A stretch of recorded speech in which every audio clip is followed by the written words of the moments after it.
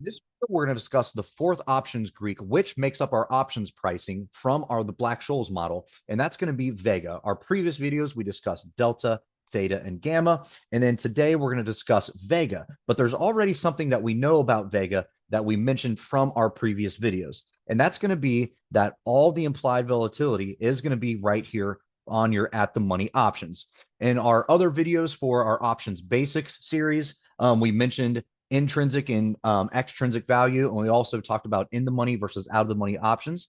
So if you guys want to go over and check out those videos, you can for deeper meaning or deeper understanding of what it means to have in the money, at the money, and out of the money options. But for now, we're just going to discuss our at the money options and how that relates to our high Vega.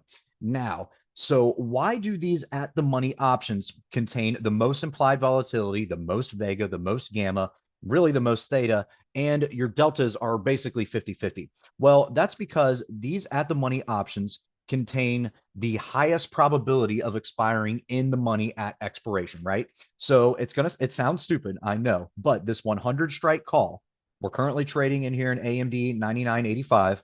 This 100 strike call has the highest probability out of any of these out of the money options of expiring in the money because of these the probability of where it's at and what the stock might do, right? Because it's right here, right? So 100 is obviously lower than 101 and it's closer to 99 than 101 is. So it has a higher probability of expiring in the money than this 101. Likewise, going all the way down to 102s, the 105s. So that's why you're going to have a lot of Vega, a lot of gamma here, because this is where all your implied volatility is.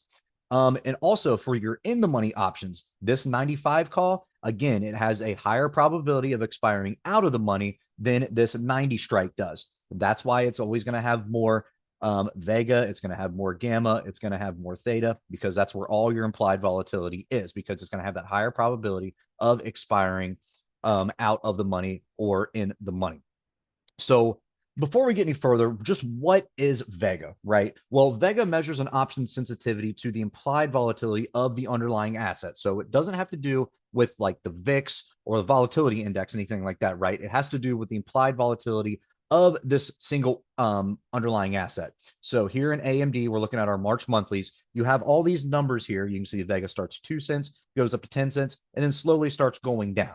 So your deep in the money calls are always going to have a low Vega. Likewise, your deep or your further away out of the money calls are going to have low Vega as well. And then you're going to have sort of a bell curve, right? So it's going to kind of go up like this. And then all of this out of at the money calls are going to have the highest Vega. And then it's going to start to taper off, right? So if you look at it sort of like a bell curve kind of on its side, all of this is going to have the highest Vega. So what does Vega actually do as compared to the options price?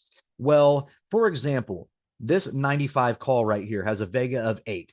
So if the volatility in AMD only rises by 1%, then that means our options price, all things being equal, would likewise rise by 8 right here, right? So it rises 1%, the volatility in AMD. So then our options price here at these 95 calls would rise by 8 cents. Likewise, if the volatility decreases by 1%, in AMD, these 95 calls, all things being equal, would reduce by 8 cents. So that's how you gauge your options pricing, because your Vega determines the sensitivity to this underlying asset to its own implied volatility with itself. So when you see a lot of implied volatilities being expanded and extracted, that's where you get a lot of Vega.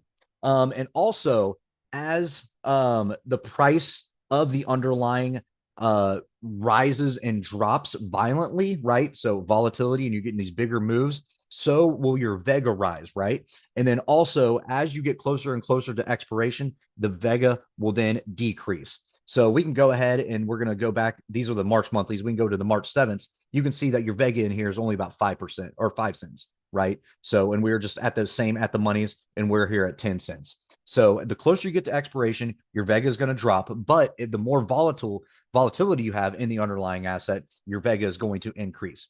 And then always remember that your at the money strikes are always going to carry the most Vega, because they're going to be most sensitive to implied volatility, because all these at the money options are going to have the highest probability of expiring in or out of the money. So all in all, Vega is not something scary that we have to be worried about. but it's also something that we don't have to kind of, oh, I can't buy that option. I can't buy this 95 call close. What's the Vega? What's the Vega? Well, no, we care more about the delta and the theta and the gamma more so than we do about the Vega. So that's why Vega is always fourth on our list of what we're looking at for our options pricing.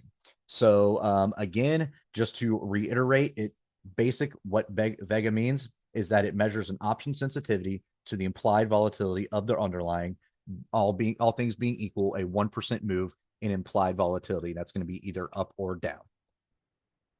All right, guys, if you like this video, make sure to check us out on all of our social media. We also have a Discord service if you're interested, and you can find all of our socials in the description below.